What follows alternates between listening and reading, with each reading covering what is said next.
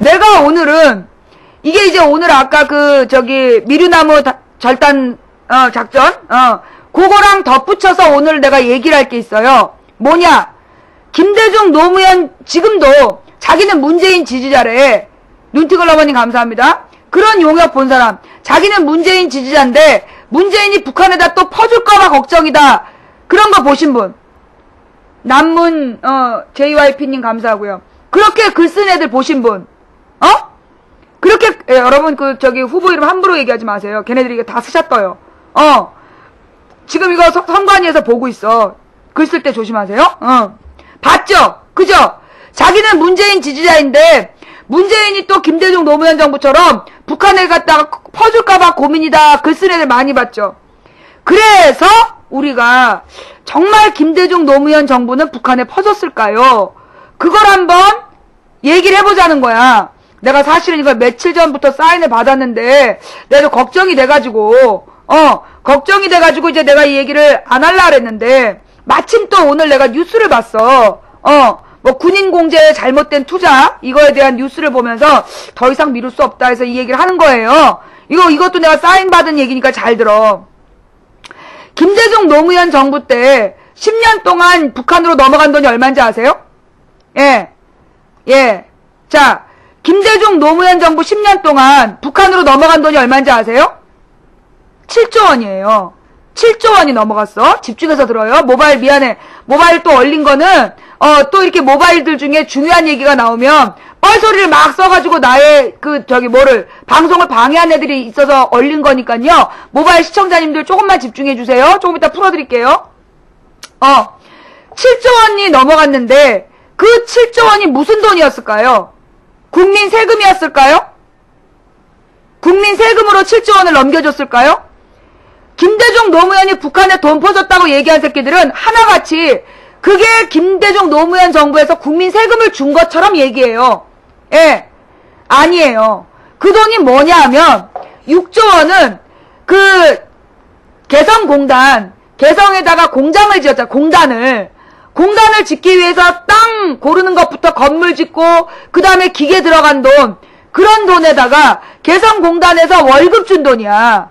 월급을 줘. 노동 임금으로 그렇게 해서 들어간 돈과 또 하나는 뭐냐면 금강산 관광으로 넘어간 돈이야. 금강산 관광이 그 당시에 한 50만, 그러니까 200만 원 정도 됐어요. 200만 원 정도를 내고 금강산 관광을 갔는데 사실 금강산 관광비가 너무 비싸가지고 난 한 번도 못 가봤어. 내가 금강산 관광을 한 번도 못 가본 사람이야. 근데 우리 동네 한나라당 어떤 그 당원은 금강산 관광을 4번을 가는 거야. 그 사람 부자거든. 돈이 많아. 사계절을 가는 거야, 사계절을. 금강산은 뭐 개골산, 먼산 이름이 4가지라 그러면서 우리 옛날에 국어책에 배웠잖아. 그래갖고 사시사철을 가는 거예요, 금강산 관광을. 예. 그러니까 이제 되게 너무 아름다우니까 이제 가는 거지. 그래놓고 매번 가가지고 자기가 무슨 북한에 안내원을 어떻게 놀렸다 그거 자랑하고 다닌 사람이야. 근데 그런 사람이 여러 명이었어. 한나라당 당원들 중에, 한나라당 지지자들 중에 금강산 관광 한 번 이상 간 사람이 굉장히 많았어요. 그 돈이 다 합쳐서 6조 원인 거야.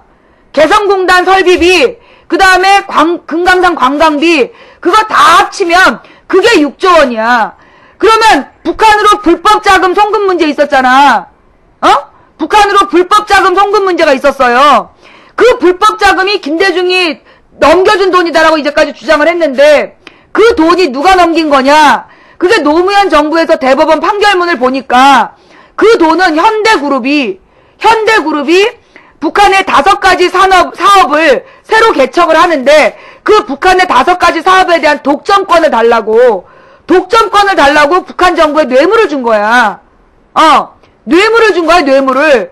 그래서 불법 자금을 보내면서 이 안기부를 통해서 그 돈을 넘겼거든. 국정원을 통해서 그 돈을 넘겨줬는데 그 돈이 불법 자금이었고 그 불법 자금을 전달했다 그러면서 국정원에서 막 누구 잡아들이고 박지원 의원도 그걸로 잡아들인 거예요. 그게 대북 송금 특검이야.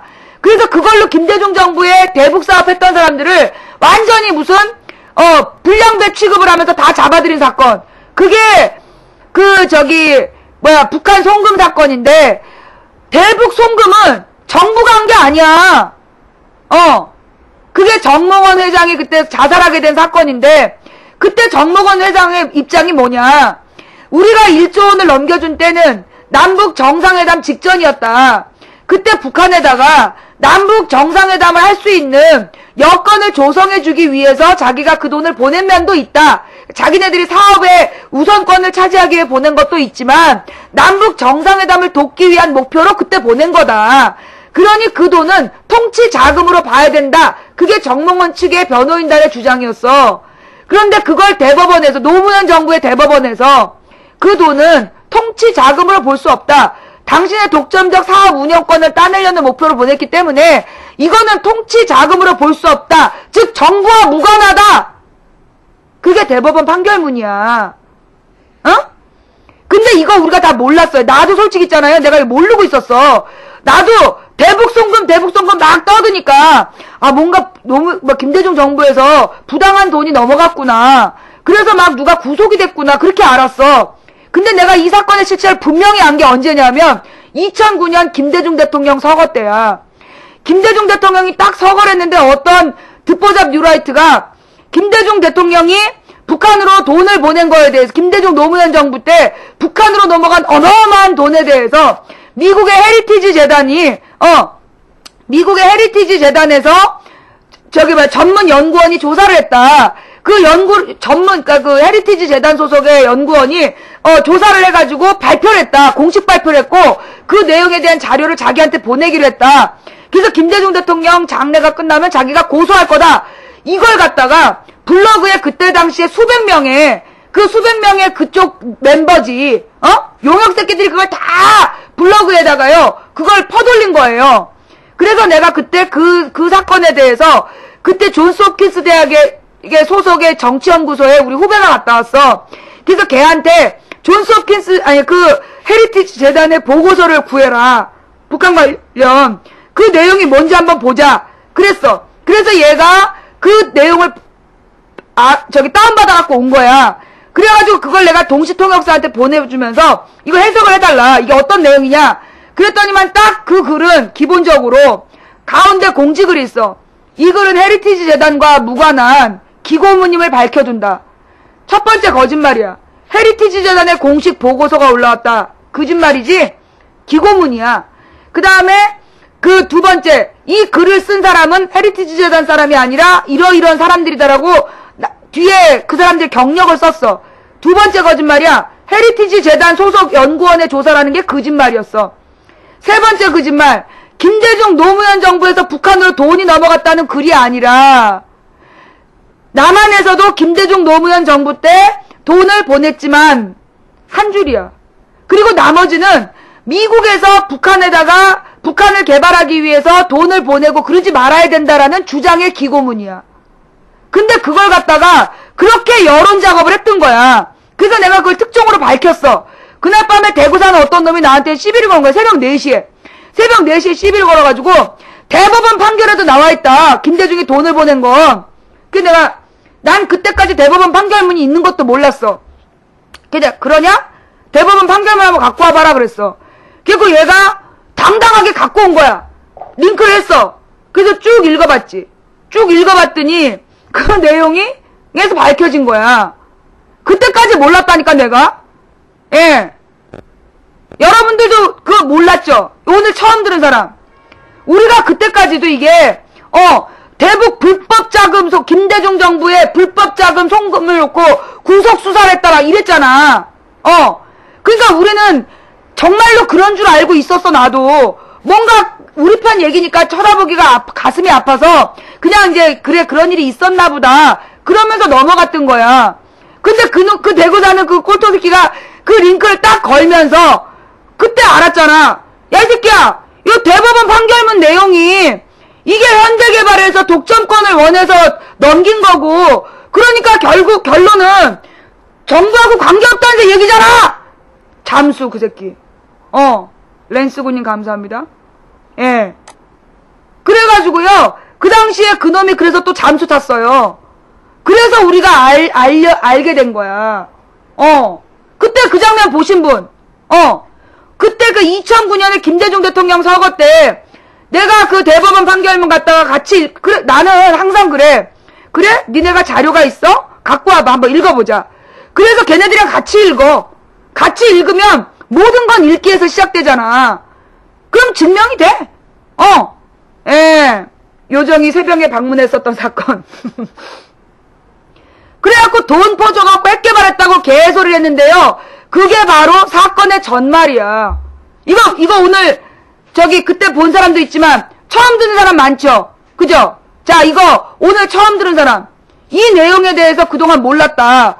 북한에 돈 퍼준 줄 알고 있었는데 사건 전말이 이랬다라는 거 처음 알았다. 손 들어봐. 처음이란 사람.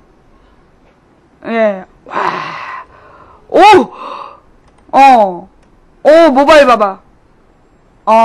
이게 다 처음 있는, 그렇구나. 내가 이 얘기를 그렇게 했어야 됐어. 예. 지금 막 쫙 올라가고 지금 잠시 멈춘 거예요. 예. 이거 봐봐. 예. 이게 오늘 지금 처음 들은 사람들이야. 어머, 이게 또 멈췄다. 오늘 이게 처음 들은 사람들이요. 예. 이렇게 많아.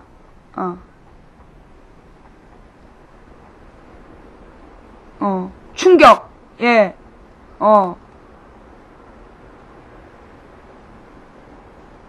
자, 이제 이해가 되지?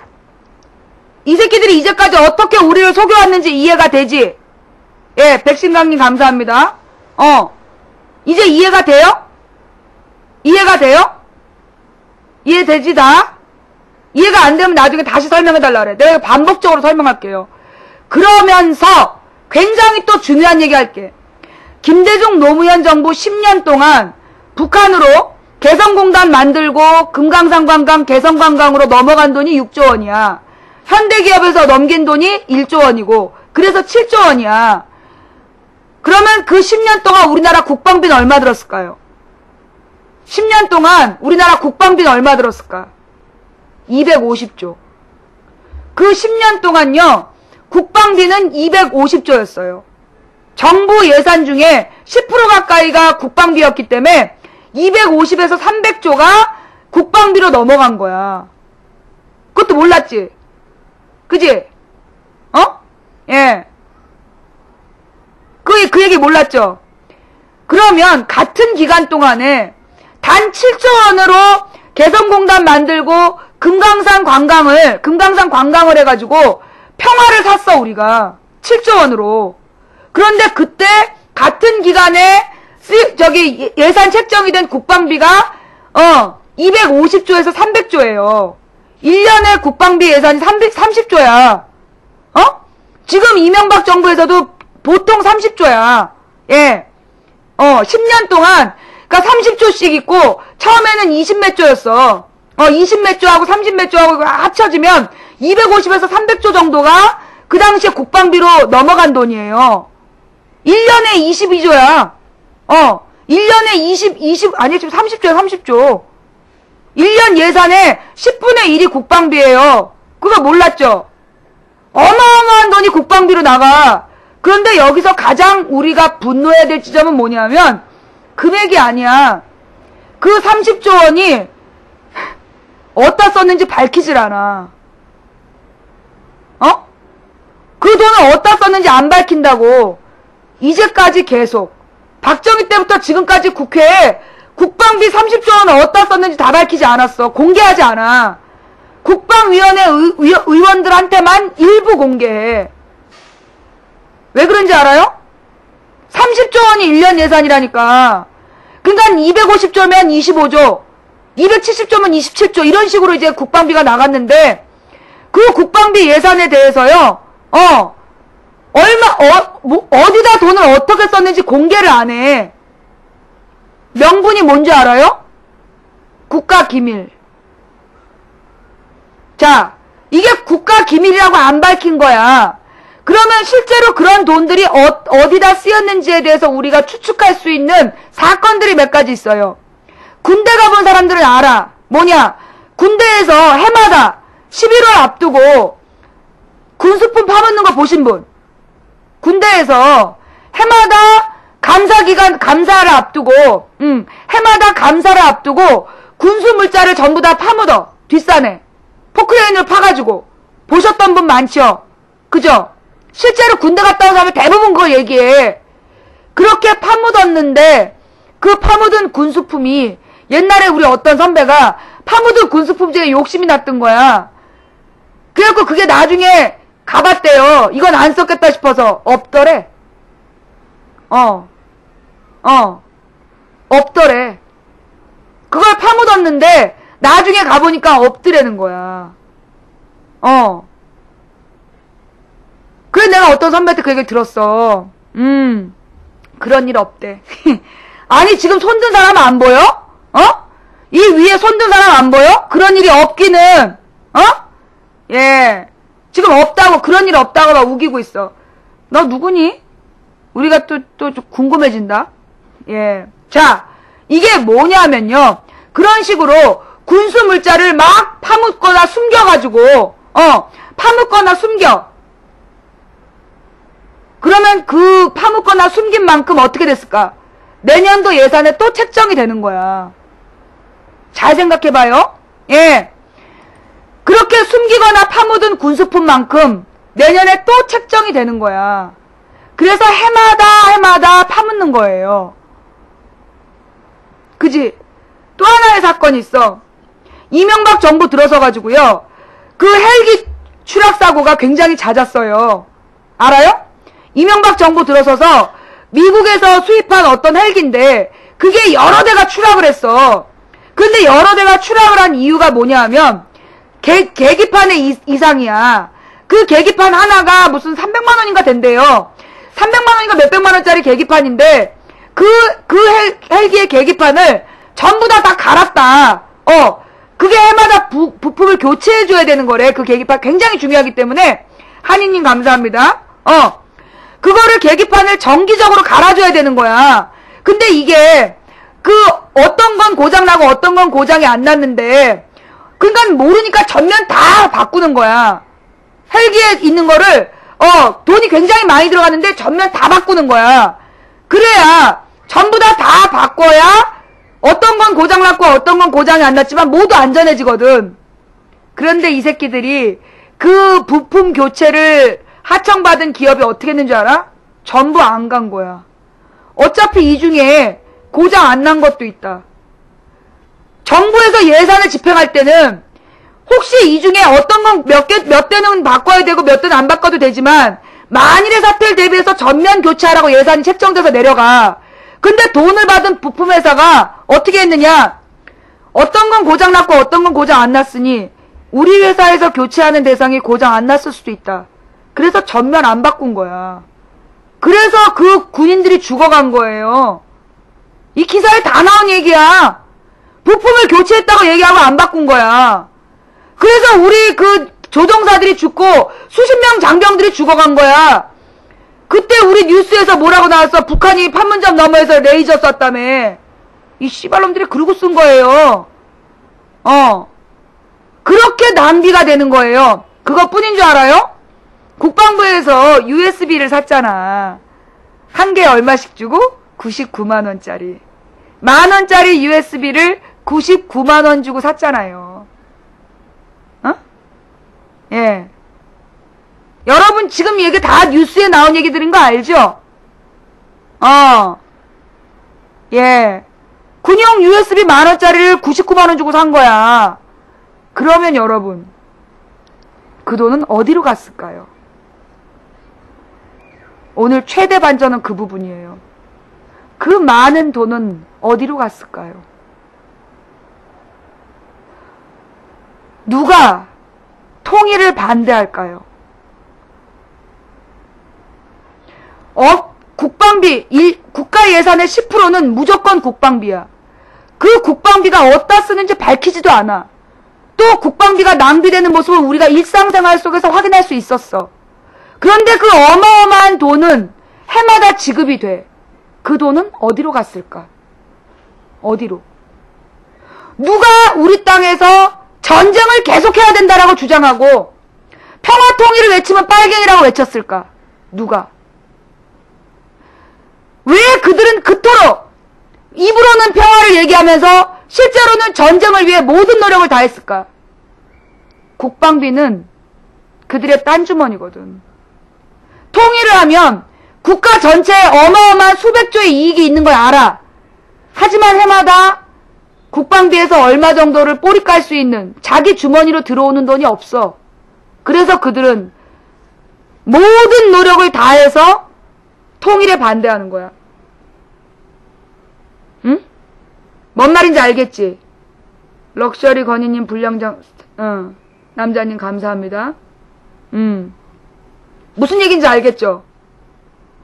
나도 이거 모르다가 이게 며칠 전에 사인 받았다니까. 이거였구나. 또 유명한 얘기가 있어요. 옛날에 걸프전 때인가 언제였는데 그때 소련에서 미사일을 만들었대. 열추적 미사일을. 근데 소련 미사일을 놓고 미국에서 그 소련 미사일을 격추시키는 요격 미사일을 만들었다는 거야. 그래갖고 중동 전쟁은 목표가 소련과 미국의 무기 장사들이 자기네 무기의 성능을 보여주기 위해서 벌인 전쟁이었다라는 뉴스 기사가 있었어요. 한참 전 기사야. 그런데 그 당시에 그 소련 미사일이 딱 떴는데 그 착한님 고마워요. 누가 미국 미사일이 요격을 못한 거야. 요격률이 2%였어. 98%가 실패를 한 거야. 명중률 25% 아니에요. 2%예요. 그래가지고 그 당시에 그 미국 미사일을 전 세계에서 아무도 안 사고 소련 미사일을 다 사가버린 거야. 그 미사일 누가 샀을까? 그 미사일. 누군지 감이 오지? 한 번은요, 총하고 총탄이 안 맞아가지고, 총하고 총탄하고 안 맞아갖고, 안 빨린 무기가 있었대. 누가 샀을까요? 또, 미국의 그 비행기들이 공격용 전투기들을 만들잖아. 근데 공격용 전투기들의 성능에 문제가 있어서 미국에서 사용이 금지된 비행기들 누가 다 수입하고 있을까요? 그런 돈이 다 무슨 돈일까요? 그게 국방비야. 그게 국방비야. 내가 또 여기서 더 기가 막힌 얘기를 들었어요. 그렇게 사들인 무기들이 최첨단 고급 합금이래. 그런데 그렇게 사들인 무기들이 다 어디 있을까? 못 쓰는 무기들이 있잖아. 어디론가 다 사라졌지. 그렇게 해마다 사들이는 무기들이, 그러면 지금 이게 벌써 분단 이후 60년인데, 분단 이후 60년 동안 사들인 그 많은 무기는 지금 쌓아놨으면 우리나라 가득 있어야 되잖아요. 근데 없잖아. 해마다 수십조 원을, 이게 해갖고 산든 건데 없잖아. 헐값에 판매를 한대. 고물로. 톤당 얼마에, 뭐 몇천 원인가 몇만 원에 판대는 거야. 사들여올 때 그렇게 어마어마한 수억 원, 수십억 원 주고 사들인 거를 팔 때 톤당 몇만 원에 판대는 거야. 고철로. 그 고철로 판매하는 일을 따내려고 재향군인을 놓고 그렇게 피바람이 분다는 거야. 그 고철을 정부에서 헐값에 사서 팔 때는 어마어마한 돈으로 판다는 거예요. 예. 기가 막히죠? 생각해봐. 국가 예산의 10%씩 60년 동안 그렇게 집행되어 왔다. 어떡할 거예요? 그렇게 낭비되는 예산이면요, 대한민국에, 여러분 생각해봐요. 유치원생부터 대학생까지 무상급식 하는데 1년에 얼마면 되는지 알아요? 2조 원이야, 2조 원. 고등학교 석시까지 해갖고 2조 원이면 자라나는 청소년들 밥을 다 먹일 수가 있어.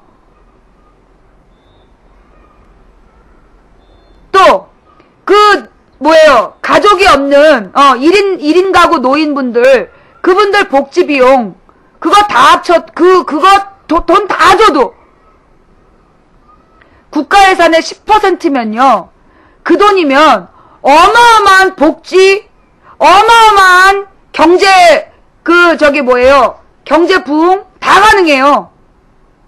그런데 우리는 해마다 국가 예산의 10%를 오롯이 국방비로 내고 있어요. 왜? 분단 상황이니까. 누가 분단을 원하는지, 왜 평화가 밥이라는지 아시겠어요? 김대중 대통령이 꿈을 꿨어요. 어떤 꿈? 아시아 하이웨이. 응? 부산에서부터 출발해서, 목포에서부터 출발해서, 이게 서울을 지나, 평양을 지나, 의주를 지나, 어디로? 시베리아 횡단철도를 지나 유럽으로 가는 육상교통의 발달. 전 세계에서 가장 큰 대륙이 어디야? 유라시아 대륙이야. 전 세계에서 가장 많은 인구가 사는 게 어디야? 유라시아 대륙이야. 중국하고 인도만 합쳐도 25억이야. 그 밖에 유럽 인구까지 다 합치면 30억이 넘는 인구가 유라시아 대륙에 살아. 그 인구를 대상으로 우리가 사업을 하고 우리가 영업을 한다면 하다못해 지우개 하나만 팔아도 떼돈이야. 어? 배를 타고 유럽까지 컨테이너 박스 하나를 옮기는데 2006년 기준으로요. 한 달이 걸려. 30일이 걸리고 비용이 233만 원이 들었어. 그런데 이 컨테이너를 철도를 이용해서 보낸다고 그러면 100만 원이야. 기간은 열흘이고. 계산해봐. 한 달 걸리고 한 달 동안에 이동을 해야 되고 233만 원이 드는 컨테이너 박스 이 운송비가 열흘에 100만 원이야. 계산이 안 될 만큼 운송비 절감 효과가 운송비 절감만 해도 우리가 유럽으로 수출하는 운송비 절감만 해도 그 돈에 세금만 걷어도 그 돈으로 우리나라의 모든 복지 문제, 일자리 문제 다 해결이 돼. 그런데 안 하고 있어. 왜? 국가 이익이 몇백조가 생겨도 국내 총생산이 몇백조가 돼도 내 주머니에 들어오던 그 돈이 사라지기 때문이야. 그래서 누군가는 끊임없이 자기하고 다른 입장은 빨갱이라고 색칠을 하고 욕을 하고 끊임없이 분단해야 된다. 김대중, 김정일, 김일성을 빨갱이 개새끼라고 써야 대통령 자격이 있다. 동업하려는 회사 사장한테 개새끼라고 욕하면 동업하겠어요? 우리는 반도 국가에 대륙으로 가는 길이 북한에 있어. 그러면 북한을 어떻게든지 꼬셔서 우리의 길로 만들어야 되는 거야. 사업들 안 해봤어? 장사 안 해봤어? 경제 파트너를 개새끼라고 써야 대통령이 된다니. 어떤 개씨발놈들 사고방식이 그렇게 나와. 너네 국방비 뽀리 까는 거 그 돈 때문에 그러는 거 아니야?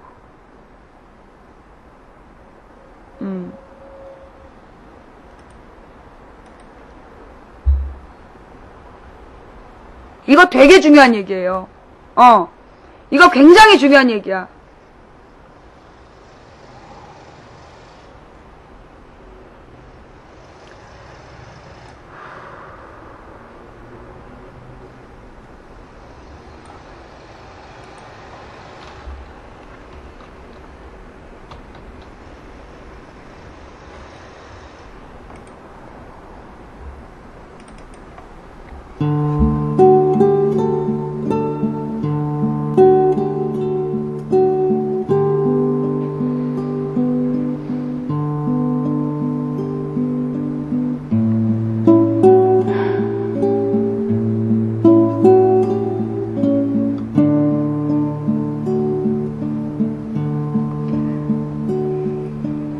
올리버방님 감사드리고요.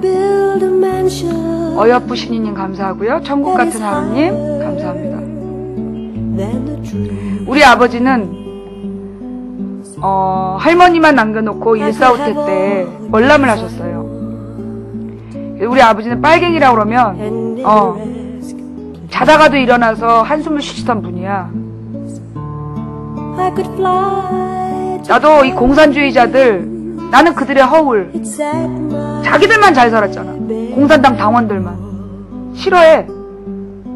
하지만 나는 내가 마음에 안 드는 상대일지라도 우리 국가의 이익이 되고 우리 민족에게 이익이 된다면 북한에 정말 고생하는 그 민족들을 구할 수 있는 길이라면 나는 손잡을 수 있어요.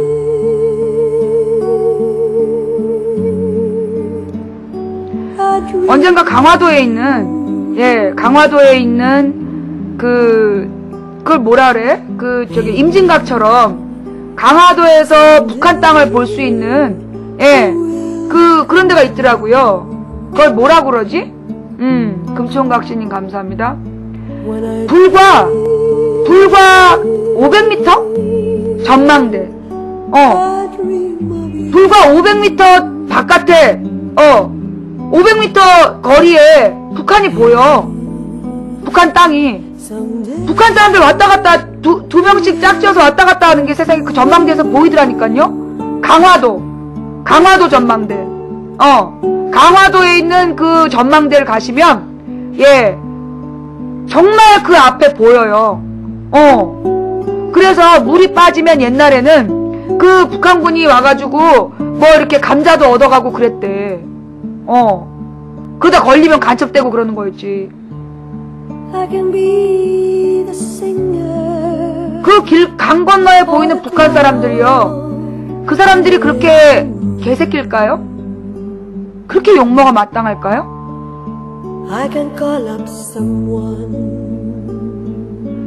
3대 세습에 환호하는 비정상적인 사람들? 박정희 박구는 어떡하려고. 2대 세습이니까 괜찮아?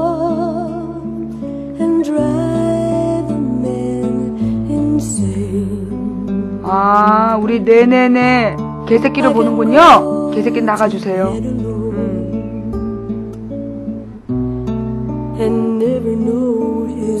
여러분이 사업체를 운영하는 CEO라고 생각해보세요. 쟤네 회사하고 우리 회사하고 합치면 이익이 10배가 돼. 근데 그 회사 사장이 아주 마음에 안 들어. 어떻게 하실 겁니까? 쟤네 회사랑 우리 회사랑 합치면 시너지 효과가 10배야. 근데 그 회장이 마음에 안 들어. 그러면 10배의 시너지 효과를 버릴 겁니까? 안 버릴걸요? 회장한테 똥꼬 빨아주고 선물까지 하고 참 인간이십니다 그러면서 병합할걸?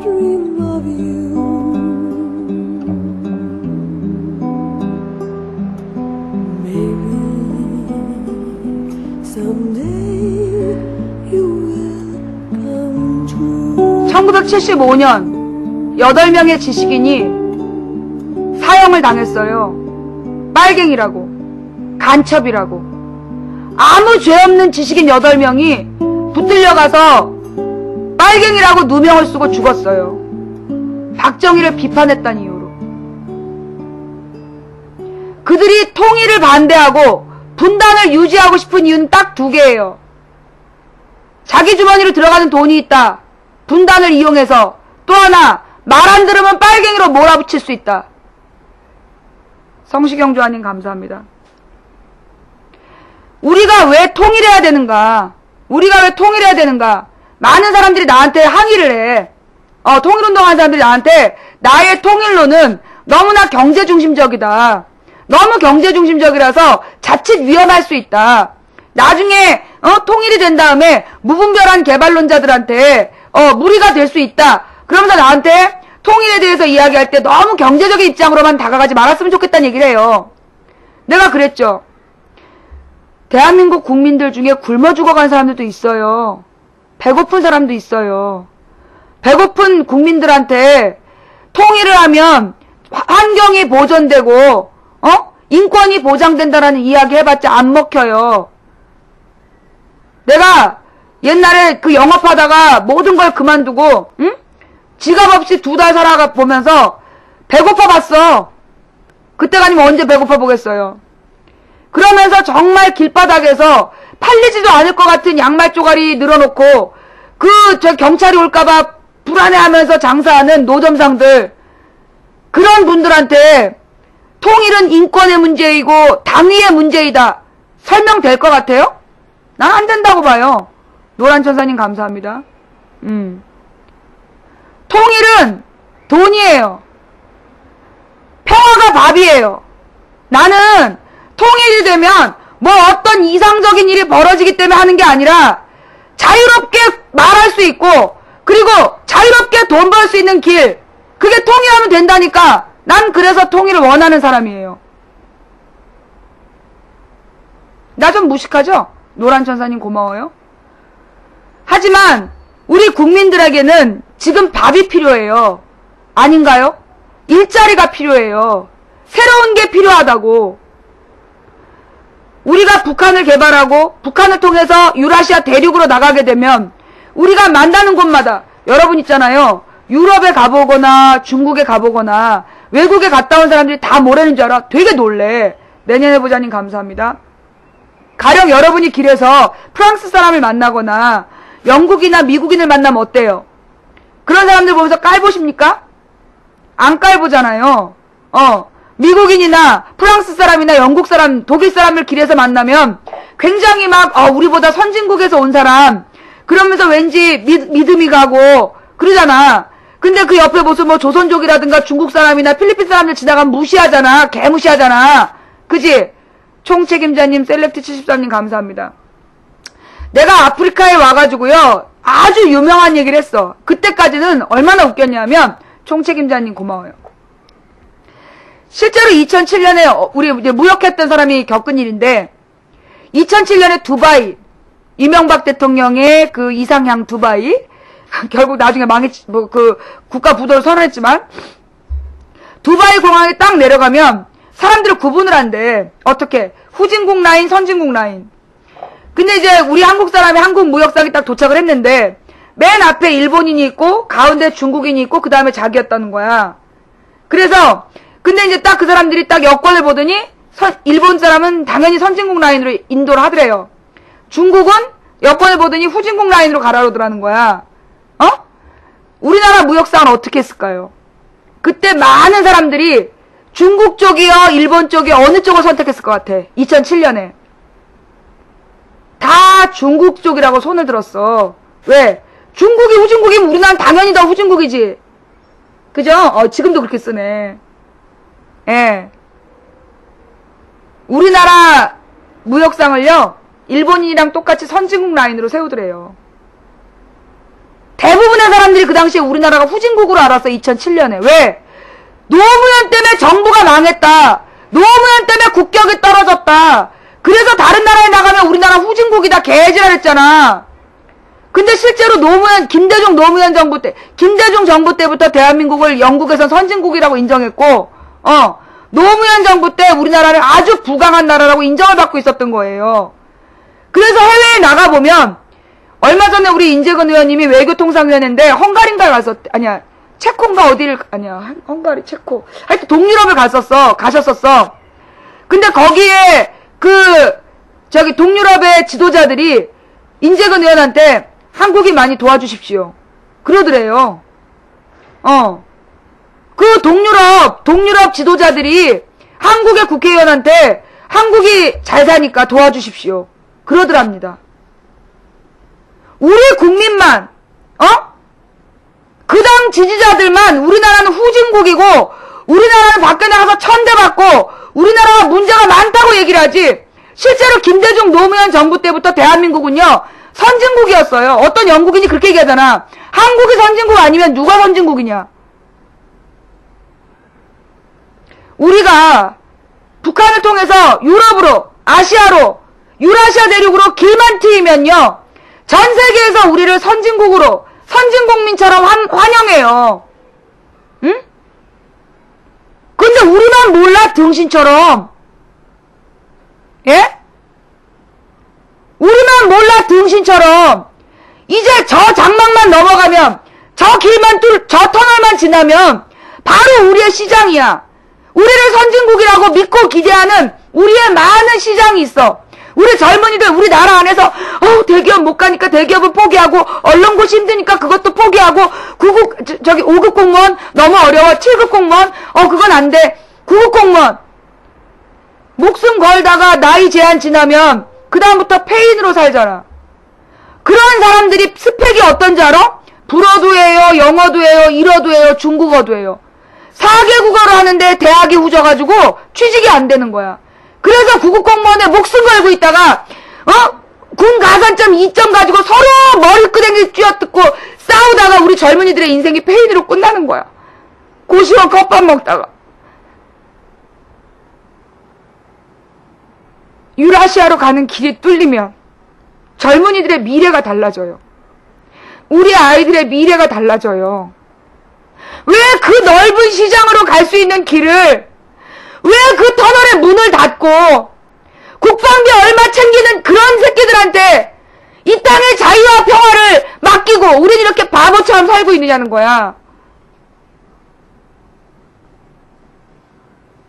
대한민국 국민요, 여러분 우리나라 사람들 맨날 우리나라에만 있었을 것 같죠?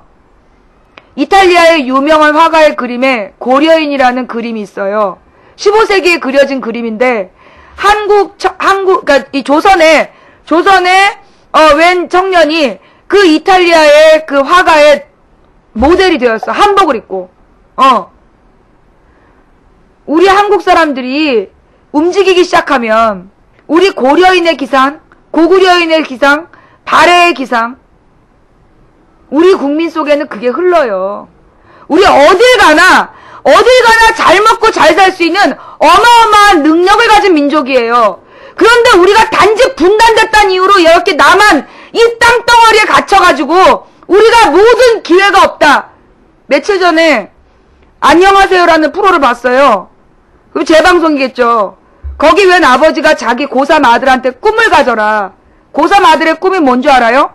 한 100만원짜리 직장을 구해서 옥탑방 하나만 있으면 거기서 게임이나 하면서 살고 싶어요.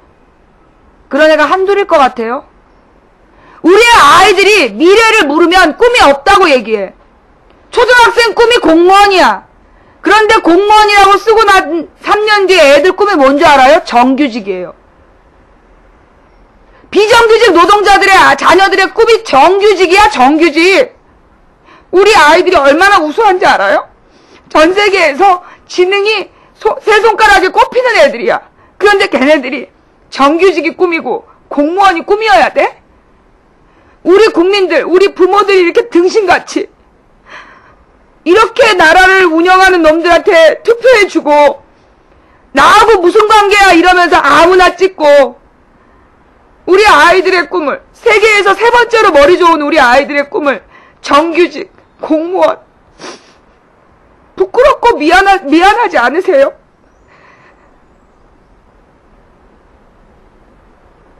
우리나라 안에서 그 찍고 까불고 서로 밥그릇 싸움 하지 맙시다.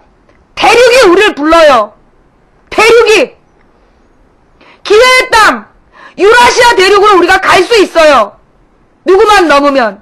북한과 평화조약만 맺으면. 문재인이 하겠다잖아요. 평화조약 맺겠다잖아요. 밀어줍시다. 우리 아이들의 미래가 달라지는 문제예요. 아이 등신새끼야, 이민 가는 게 답이야? 너 빨리 가갖고 접시에다가 물을 받아.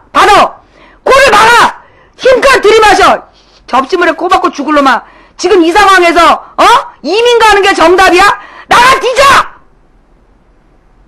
네 자식 꿈은 비정규직이라도 되겠다 이놈아. 그렇게 꿈이 없어가지고 이민 가면 네가 돈이 이민 갈 때 10억은 있어야 돼. 10억 갖고 가서 다 털어먹고 할아버지 돼갖고 다시 오고 싶지? 불량남자님 고맙고요. 엄마임님 고맙고요. 캐피탈 1026님 감사하고요. 임진강 40님 감사하고요.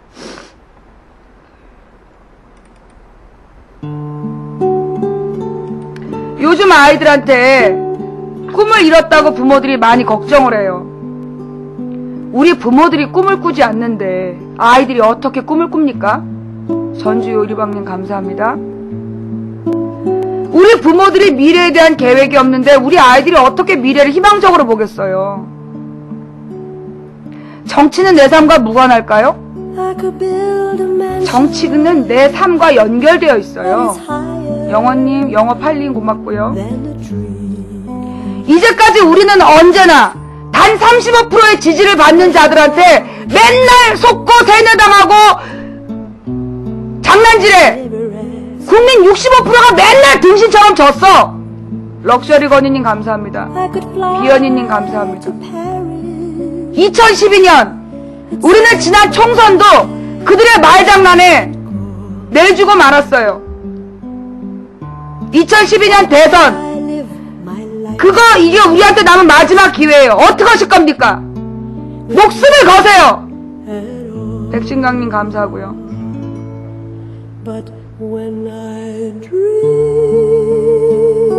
내 꿈은요, 문재인 대통령이 청와대 가는 거예요. 그래서 아프리카 망치 부인이 청와대에 들어갔는데 뭐 좀 제대로 하고 있는 거야? 통일한다더니 노력도 하고 있는 거야? 잔소리 하면서 대우 좀 받고 싶어요. 이명박 정부에서 이명박 가면 이러다 잡혀가는 거 아니에요? 다들 걱정했는데 딱 대우 받으면서 문재인 정부 비판 한번 해보는 게 내 꿈이야. 내 꿈 멋지지 않아요? 여러분도 꿈을 가지세요. 밖에 나가서 이제 부끄럽지 않게 나 한국인이야. 내 친구는 미국 외국에 놀러 가면 옛날에는 한국이라고 얘기하면 되게 자랑스러웠대. 근데 이제는 동유럽 가면 북한이라고 얘기하고 아니면 일본이라고 한다는 거야. 왜냐하면 한국 사람이라면 이명박 얘기가 나오기 때문에 쪽팔려가지고 그러고 다닌대. 이제 우리 좀 덜 쪽팔리는 대통령. 누구누구가 대통령이 되면 남북한은 모두 독재자의 자손들이 국가 최고 지도자가 됐다, 이런 뉴스 말고 좀 덜 부끄러운 대통령 한번 만들어보자.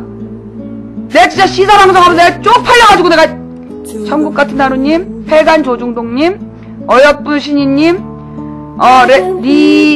56님, 천국같은 하루님, 쌍도끼님, 생사부님, 쌍둥이님, 산중님, 불량남자님, 세스코님, 기름동 트윈스님, 알리아리님, 백신강님 감사합니다. 우쿠님 감사하고요. 내 꿈은 소박해. 안 쪽팔리는 대통령. 가른길마님, 대선님 감사합니다. 도나무니님 감사합니다. 멍멍뉴스님 감사합니다. 어떤 기자가 아무 때나 물어봐도 수첩 같은 거 안 보고 그냥 대답할 수 있는 대통령, 그게 그렇게 어려워? 준비되지 않으면 말도 못하는 그런 사람 말고 언제 누가 물어봐도 자신있게 이야기할 수 있는 그런 대통령 가능한데 왜들 그렇게 고민하고 지랄이세요? 남양군매님, 민여사님 감사합니다. 내가 무슨 후보 얘기했어? 그럼 안철수는 쪽팔려? 누가 그래? 너 안철수 쪽팔리니? 예쁜 생선님 감사합니다. 참 웃기는 애네. 내가 안철수 쪽팔리랬어? 참 웃기는 애야. 난 안철수한테 관심 없거든? 네, 역시 우리 망치부인 방송의 분위기 체인지어는 용역들이죠. 예.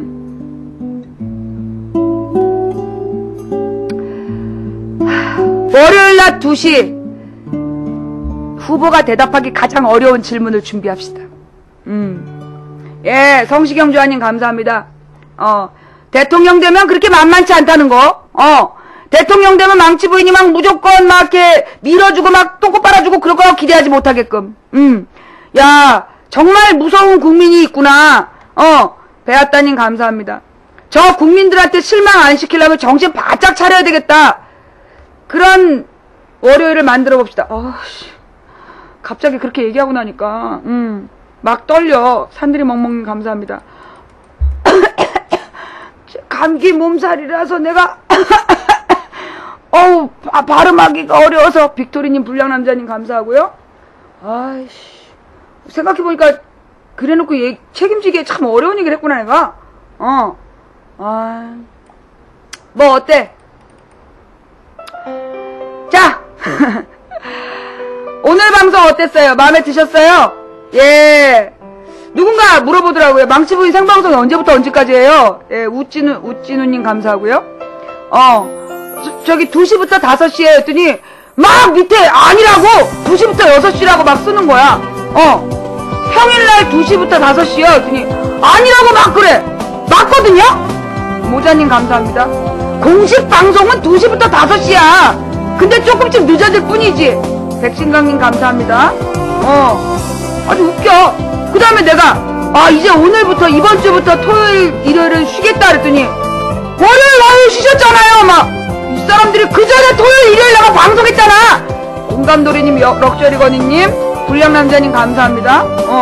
내가 그 전에 토요일 일요일 이래가지고 월요일 화요일 쉰 건데 그 토요일에 방송 안 한다니까 막 뭐 돌변질 분위기야?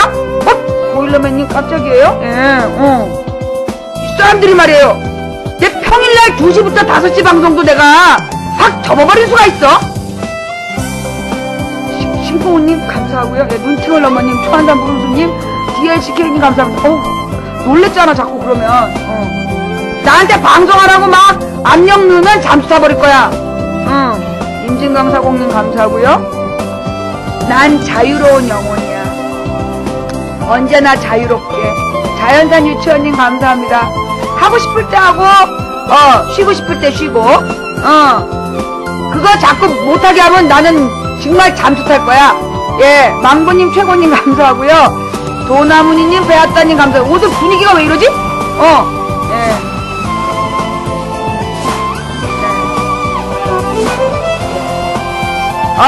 하여튼 오늘 방송 재밌었다면 다행이고요. 난 먹고 싶지님 감사하고요. 진짜 얼마나 재밌었는지 추천 한번 볼까? 이거 봐 2500이야 2500이야 3000명이 아까 보더만 추천은 2500이야 말로만 재밌지 말로만 말로만 재밌지 말로만 에이 진짜 망치부님 너무 감동적이고 재밌어갖고 추천을 깜빡했어요. 야! 라즈리슈님 감사하고요. 올레메시님 감사하고요. 저희 남편 아이디인데요. 열심히 보고 있어요. 남편이 뭐라 그래서 처음엔 싫었지만 지금은 감동이랍니다. 아이들을 그러니까 만드세요. 예? 남편 아이들을 언제까지 더부살이 하실 건가요? 예? 어제 어떤 아버지가 눈물겨운 사연. 모바일에 자동 로그인 해놨더니 10개월 된 아들이 이거를 쭉 쓴 거야. 봄처럼님 감사합니다. 그래서 블랙 걸었는데 부인이 블랙 걸리게 했다고 하도 구박을 한다고 풀어달라 그래서 내가 어젯밤 풀어드렸어요. 5343님 봄처럼님 감사합니다. 자, 여기는 마을 회관에서 본다네. 어머님 아버님 회원가입 좀 해주세요. 이번 추석에 자녀분들 내려오시면 나 이거 회원가입 좀 해줘 라고 부탁드릴게요. 옷장수님 감사하고요. 내가 주말에도 추천이 2000개씩 안 나오면 월요일 방송에 대해서 생각해보겠어. 자, 빨리빨리 추천들 하시고요. 예. 그 망치부인 직업이 뭐냐고 자꾸 물어보세요. 자칭주부, 국세청 지정 연예인, 혹자는 글로벌 시사 연예인이라고 하죠. 예. 자, 여러분, 오늘 방송 함께 해주셔서 대단히 감사드리고요. 다음 방송은 월요일 낮 12시, 떨려.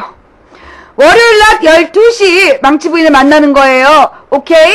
예. 월요일 날 우리가 12시에 만나가지고 이제 우리가 막 떠들고 있어야 쭉 모여야 이제 2시에. 여러분 2시에 늦지 않게 오세요. 예. 문재인 후보와의 만남은 1시간 반밖에 안 돼요. 예. 여러분의 채팅창을 다 본다니까. 그때 이렇게 와가지고 또 핑크 그거 고딩 그거 뭐 이게 흑 거시기 말 거시기 쓰기만 해봐 그냥 3종을 멸해버릴 테야 돼 그냥. 후보님을 소개해드릴게요. 화장해야 되나? 정말. 예, 고마워요. 월요일 낮 12시에 만나요. 감사합니다. 과묵한 선배님 감사드리고요. 예, 지금까지 도봉구 창동산의 불량주부 망치부인이었습니다. 오늘 방송 조금 마음에 드는 것 같아. 럭셔리 건희님 감사드리고요. 자, 오늘 방송이, 조금 괜찮았지? 어여쁘신이님 감사드리고요. 예. 오늘 방송이 감동이다. 그럼 어저께는? 그저께는? 아토랑님 감사합니다.